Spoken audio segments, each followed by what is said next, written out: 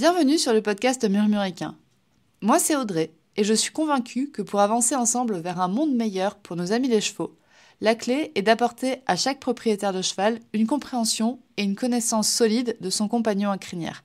Bien évidemment, il est impensable de laisser les humains sur le bord de la route du bien-être. Ta santé émotionnelle est donc également abordée dans ce podcast. Et tous ces sujets sont baignés de bienveillance et de bonne humeur avec une touche d'humour. Tous les vendredis, tu retrouves donc une alternance d'épisodes enregistrés par moi sur des sujets variés autour des soins aux chevaux, ainsi que des interviews de propriétaires de chevaux inspirants pour t'aider sur ton chemin d'humaine de cheval exceptionnel. Je te souhaite une bonne écoute de cet épisode.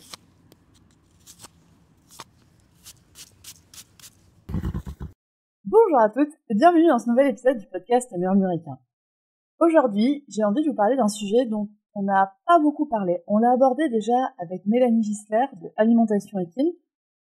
Et là, je vais l'aborder moi-même. Donc, vous vous en doutez, si c'est un sujet qu'on a déjà abordé avec Mélanie, ça va parler d'alimentation. Et aujourd'hui, je vais vous parler de l'importance de l'alimentation pour la bonne santé du cheval, en fait.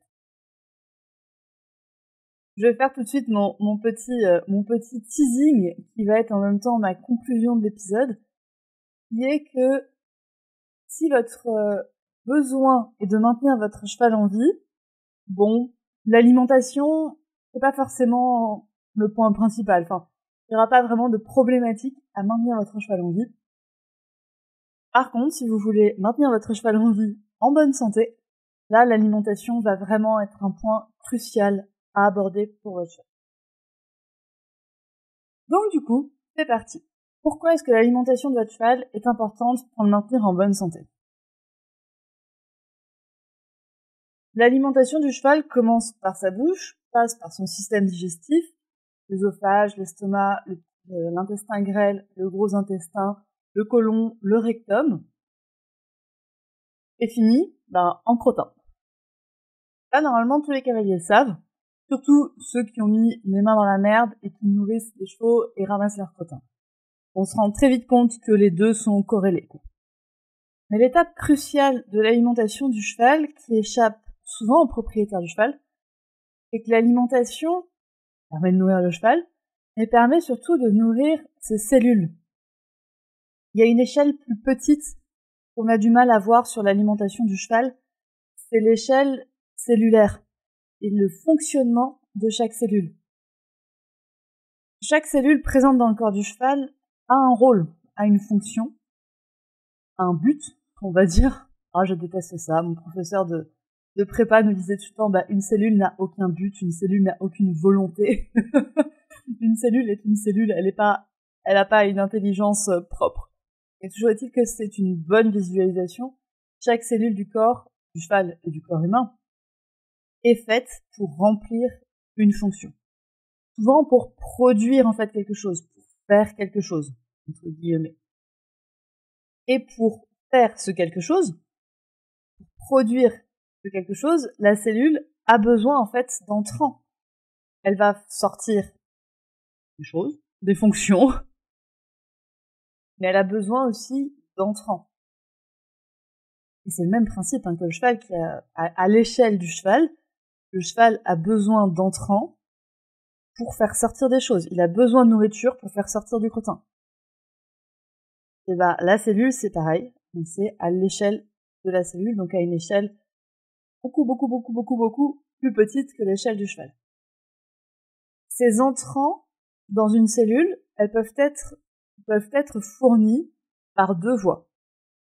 Soit c'est l'entrant des nutriments qui sont directement fournis par l'alimentation, soit c'est des entrants d'éléments qui sont déjà présents dans le corps du cheval. Et ces entrants sont forcément issus de l'alimentation. En fait. Et il peut y avoir des étapes entre le moment où le nutriment pénètre dans le corps du cheval, donc passe la barrière, souvent la barrière du système digestif, souvent la barrière intestinale, et le moment où ça va être vraiment utilisé, quelle est la destination finale de ce nutriment.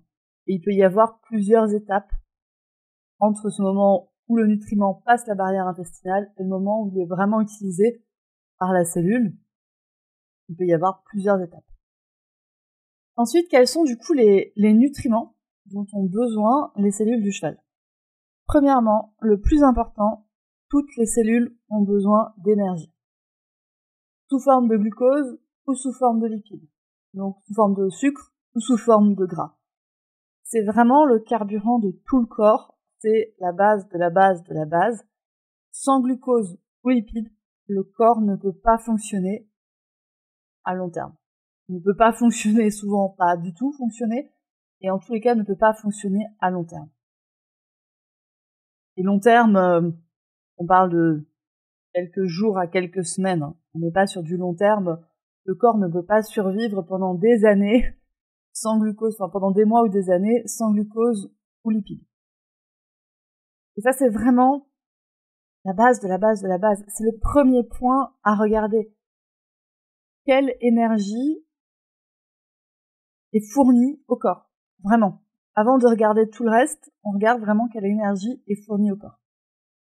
Le deuxième point à regarder, faut le voir un peu comme une pyramide en fait. Faut voir les nutriments, faut les voir comme des pyramides. Donc l'énergie, c'est vraiment la première brique de la pyramide.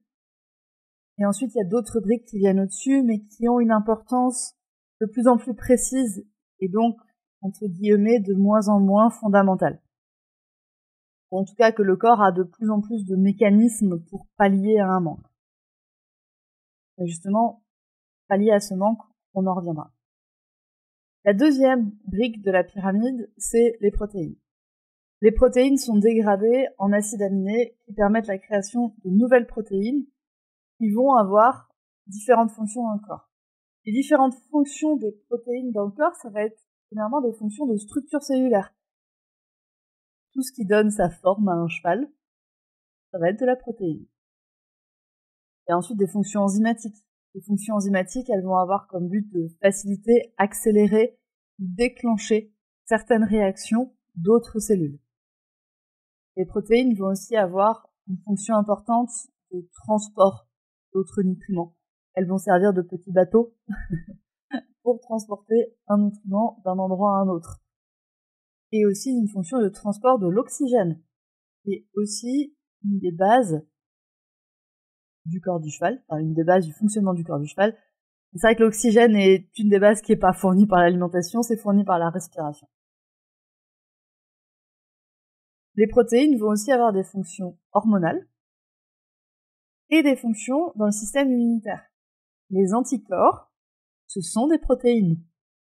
Donc, sans protéines, le cheval va avoir du mal à créer des anticorps ou assez d'anticorps. Voilà, et donc à combattre des infections. Et les protéines ont des fonctions de régulation génétique, d'expression plus ou moins forte de certains gènes. Le troisième étage de la pyramide des besoins du cheval, donc après l'énergie, après les protéines, ça va être les minéraux. Les minéraux, c'est des matériaux en fait inertes. Le meilleur exemple, c'est le fer. Vous connaissez le fer sous forme d'un fer à cheval, par exemple. On est d'accord que c'est une substance qui réagit peu. Une substance qui est peu active. Mais qui a quand même des fonctions qui sont très importantes. Les minéraux ont notamment des fonctions aussi structurelles. Les os, du calcium. Le calcium est un minéral. Donc sans calcium, on ne peut pas avoir des os solides. J'ai l'impression de faire une pub pour Nesquik. Mais c'est vraiment le cas. Il faut du calcium pour avoir des os solides. Il faut qu'il y ait en tout cas assez de calcium pour pouvoir construire des os d'une assez bonne qualité, une qualité suffisante. Les minéraux ont aussi des fonctions de structure musculaire et des fonctions de structure dentaire et des sabots. C'est vraiment important. Pour que votre cheval ait des sabots en bonne santé, il y a des minéraux qui vont être essentiels à la synthèse d'une corne de qualité suffisante. On parle beaucoup du cuivre et du zinc pour la santé des sabots du cheval. Et oui, parce qu'en fait, le cheval a besoin de cuivre et de zinc pour synthétiser des sabots en bonne santé pour faire pousser ses sabots. Et les sabots, on est d'accord, ça pousse en continu, le cheval. Donc le cheval a constamment besoin d'apports en cuivre et zinc, notamment, suffisants pour faire pousser ses sabots. Pour faire pousser des sabots avec une bonne structure. Donc une structure bonne, pour nous, ça va être une structure solide, qui va résister, qui va être assez solide pour résister aux contraintes mécaniques qui lui sont imposées. Et en parlant de cuivre et de zinc, on va aussi parler des fonctions de transport des minéraux. Certains minéraux ont des fonctions de transport d'une partie du corps à une autre.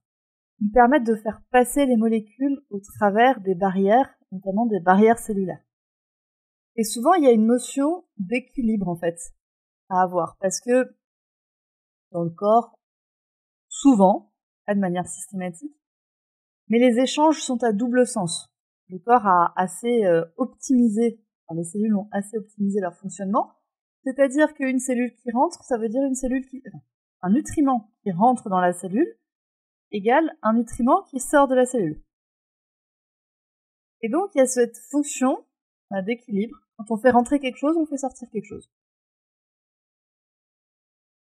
Ce qui implique des fois d'avoir des équilibres entre certains minéraux, justement pour permettre ces fonctions de transport.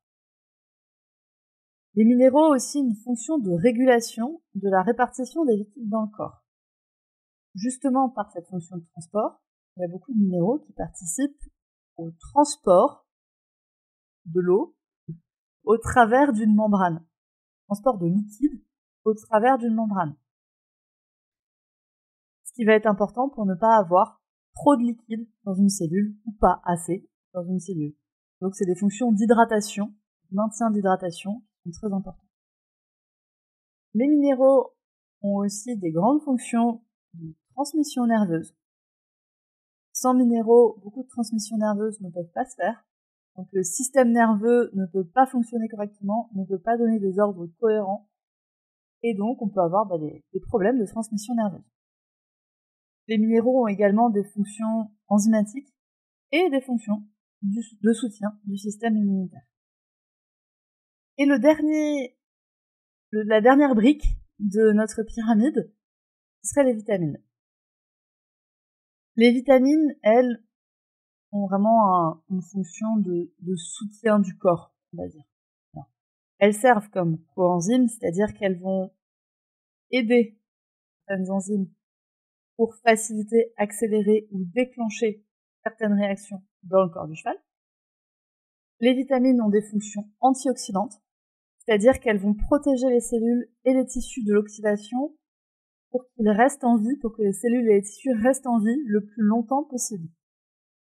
Les vitamines ont également des fonctions de régulation génique, de soutien du système immunitaire et inflammatoire, et d'aide à la formation de tissus en participant notamment à la fixation de minéraux. Je vais encore reprendre la pub de Nesquik, mais un humain, pour avoir des os solides, a besoin de calcium et de vitamine D. Désolée, j'ai grandi avec cette pub Nesquik, j'ai le petit lapin là qui est en train de danser devant moi, qui est en train de danser dans ma tête. C'est exactement ça. Le corps a besoin de minéraux et de vitamines. Mais de base, le corps a surtout besoin d'énergie, ensuite de protéines, ensuite de minéraux, ensuite de vitamines. On va dire si on devait faire une hiérarchie. Ne m'arrachez pas la tête tout de suite, le corps a besoin de ces 4 éléments. Mais si on devait faire une hiérarchie, d'abord de l'énergie, ensuite des protéines, ensuite des minéraux et ensuite des vitamines. Je fais juste une petite note, c'est qu'il y a un renouvellement cellulaire aussi qui est quasi constant. En plus des besoins des cellules pour fonctionner, il y a un besoin de créer de nouvelles cellules. Donc il y a 2 besoins en nutriments, 2 besoins essentiels, le besoin de production et le besoin de recyclage des cellules, le besoin de construction de nouvelles cellules. Là, normalement, vous avez quand même compris l'intérêt d'apporter tous les nutriments nécessaires à votre cheval. Au moins pour le maintenir en vie. Vous avez vu les fonctions qu'ont l'alimentation dans tout le fonctionnement du corps du cheval. Donc vous avez compris que le cheval a vraiment besoin d'aliments pour rester en vie. Enfin, c'est une base, hein. C'est une base quand même très importante. Par aliment, on entend solide et liquide. Le cheval a besoin d'eau aussi pour rester en vie. Mais normalement, c'est pas très compliqué d'assurer les besoins d'un cheval pour qu'il soit maintenu en vie, on va dire. D'apporter suffisamment d'énergie au corps du cheval. Dans les pays où est écouté ce podcast et par les gens qui écoutent ce podcast, c'est normalement pas très compliqué d'apporter assez d'énergie au corps du cheval. Si on n'apporte pas assez d'énergie, on a des chevaux qui sont sous-nourris, donc on a des chevaux qui sont très très maigres. Voilà, mais on le voit quand même de moins en moins en France, en tout cas. Mais maintenant, pour les personnes qui écoutent ce podcast, vous savez que maintenir son cheval en vie et en bonne santé, c'est pas du tout le même bail, hein. C'est pas du tout la même chose. Et là, on sait que ça devient compliqué de maintenir son cheval en vie et en bonne santé. Le deuxième point peut être plus compliqué à avoir. On va donc distinguer deux types d'alimentation. Alors, cette distinction, c'est un peu moi qui l'ai créée, hein. Enfin, j'ai décidé de cette distinction-là pour cet épisode de podcast, hein. Pas une distinction universelle. On va donc distinguer une alimentation qu'on va appeler de production et une alimentation santé. L'alimentation de production, c'est en effet pour garder, on va dire, un cheval en bonne santé. Et ça va être une alimentation qu'on va avoir plutôt de groupe, qui va s'intéresser à des groupes de chevaux, à des groupes d'individus, en tout cas. C'est l'alimentation que vous allez avoir quand vous allez acheter un aliment ou un complément, et que cet aliment va vous dire donner 50 grammes pour un poney, 100 grammes pour un cheval. Vous voyez, on a fait des groupes, on a fait le groupe poney, on a fait le groupe cheval. Vous pouvez aussi avoir ça, par exemple, sur les compléments pour prendre du muscle. Vous allez avoir cheval à l'entretien, cheval de loisir et cheval de compétition. On a fait des groupes et on est parti du principe que on a pris la moyenne des besoins de ce groupe. On a pris la moyenne des besoins des chevaux de sport. On a pris la moyenne des besoins d'un poney par rapport aux besoins d'un cheval, qui sont en effet très différents. Ça va aussi être les aliments que vous allez voir, par exemple, ce CMV convient à tous les chevaux. Donc ce complément minéraux et vitamines convient à tous les chevaux. Non. Enfin, si. Ce complément minéraux et vitamines convient à la moyenne des chevaux. Convient à la moyenne des chevaux. Tandis que pour une alimentation plus santé, on va aller en fait vers une alimentation individualisée qui prend en compte les besoins de l'individu et non pas les besoins du groupe. En tout cas, on va essayer de réduire le plus possible ce groupe pour tendre vers l'individu. Parce qu'on le sait, enfin, j'espère que vous le savez, qui écoutez cet épisode de podcast, c'est que un cheval, c'est des besoins qui sont uniques et qui sont normalement très différents du voisin cheval, de l'autre cheval d'à côté. On sait très bien que un cheval emphysémateux avec une maladie d'éthique et puis qui a peut-être 25 ans, c'est très différent des besoins d'un cheval qui fait de la compétition, qui n'a pas de problème de santé, mais qui a peut-être des petits problèmes de pied, de santé des sabots, et qui a 10 ans, et que les besoins d'un poulain qui est en croissance, c'est encore différent. Surtout si ce poulain, il a été peut-être carencé à sa naissance, et que maintenant il a 1 an, et que, ben voilà, il aura pas les mêmes besoins qu'un autre cheval. D'une autre race, d'un autre âge, qui a grandi autrement, qui a une autre histoire de vie. Chaque histoire de vie des chevaux est tellement différente qu'on a un cheval, un besoin, quoi. Un ensemble de besoins. C'est là que l'alimentation devient vraiment importante, c'est le moment où on va devoir définir les besoins uniques de l'individu cheval. Et ces besoins vont être différents des besoins qui ont été établis pour un certain groupe de cheval, donc des besoins de table généraliste, des besoins groupés, des besoins moyens chez un cheval. Et pour l'alimentation, on doit définir les besoins du cheval et ses apports. Et là encore, il y a une quantité d'individus qui n'ont absolument pas les mêmes apports. D'un pré à un autre, il n'y aura pas les mêmes apports pour le cheval. D'une région à une autre, il n'y aura pas les mêmes apports. Si votre cheval est nourri à l'herbe ou s'il est nourri au foin, il n'aura pas les mêmes apports. Et encore, dans l'herbe et dans le foin, on a des variations individuelles de l'aliment foin ou de l'aliment herbe.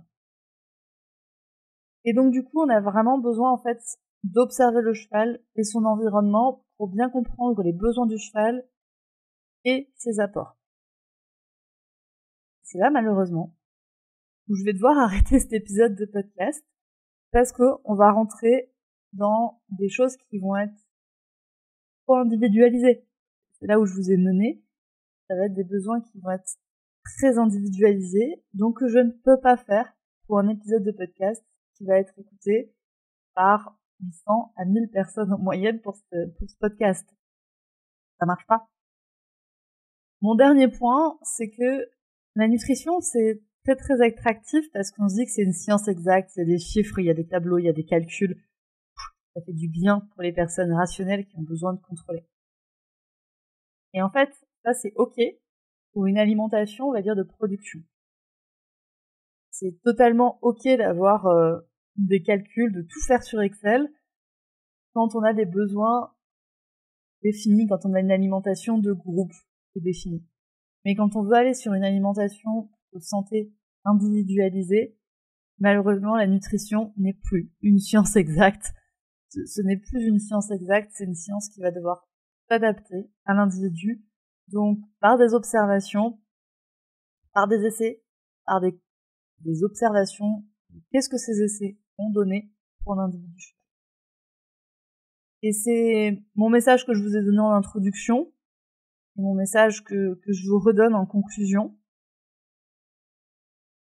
Si vous voulez nourrir votre cheval qui reste en vie, ma foi, une alimentation plutôt généralisée, ça marche. Hein. J'ai envie de vous dire, donnez-lui 90% d'apport en fourrage, donc herbe ou foin. Donnez-lui un apport plus ou moins énergétique, selon sa race, on va dire. Et puis après, donnez un complément minéraux et vitamines convient à tous les chevaux, entre guillemets. Je veux dire, un cheval classique, on pourrait très bien se dire 90% de fourrage, 2 litres de compléments potentiellement sans céréales, plus ou moins sans céréales selon ses besoins, et 30 grammes d'oligovite. On est sur une alimentation production qui est relativement efficace. Hein. Voilà. Maintenant, si vous avez des besoins en fait d'alimentation santé parce que votre cheval a des problèmes de santé, ou parce que vous voulez éviter ces problèmes de santé, je vous invite vraiment à faire appel à une nutritionniste pour vous aider à définir les besoins de votre cheval et ses apports, et donc comment compléter ces apports pour que votre cheval reste en vie le plus longtemps possible en bonne santé. Et c'est vraiment le message avec lequel je veux que vous repartiez. Il n'existe pas un aliment qui convient à tous les chevaux. Il existe des aliments qui conviennent à la moyenne de tous les chevaux français, mais il n'existe pas d'aliment qui convient à tous les chevaux et qui vous garantit un cheval en bonne santé le plus longtemps possible. Voilà. L'idée que je voulais défoncer avec avec cet épisode de podcast, parce que chaque cheval a des besoins structuraux, de régulation génétique, immunitaire, hormonaux, de transmission nerveuse, des besoins enzymatiques qui sont vraiment différents. Donc, on ne peut pas dire que cet aliment est adapté à tous les chevaux, que cet aliment est adapté à ce groupe de chevaux. Un aliment vraiment adapté. Il est adapté à un individu. Ça, aucun fabricant d'aliments ne vous le garantit. Je vous remercie d'avoir écouté cet épisode de podcast. On arrive sur sa fin. La semaine prochaine, je vous donne rendez-vous pour une interview de Harmonie et de sa jument Kayla, qui va justement nous montrer l'intérêt, nous montrer l'intérêt qu'elle a eu à acheter une pouliche, une jeune jument, et quels ont été les enjeux, en fait, de la croissance de sa jument pour la garder en bonne santé, et quels ont été tous les paramètres qui l'ont influencé sur la bonne santé de sa jument adulte, qui a maintenant 4 ans, mais au cours des 4 premières années de sa vie. C'est un témoignage qui est ultra intéressant pour les personnes qui, notamment, voudraient un jour s'acheter un poulain, ou pour les personnes qui se questionnent sur la santé de leur cheval et qui comprennent pas, en fait, pourquoi leur cheval est en mauvaise santé. Je vous dis donc à la semaine prochaine pour un nouvel épisode. Encore merci de votre écoute et à très vite. C'est la fin de cet épisode de podcast. S'il t'a plu, tu peux le partager à une personne de ton entourage qui pourrait également l'apprécier. Tu peux également venir me dire ce que tu en as pensé sur le compte Instagram murmure.animal. Je te remercie encore une fois de ton écoute et je te retrouve la semaine prochaine pour un nouvel épisode pour toujours plus de connaissances pour ton cheval et pour toi.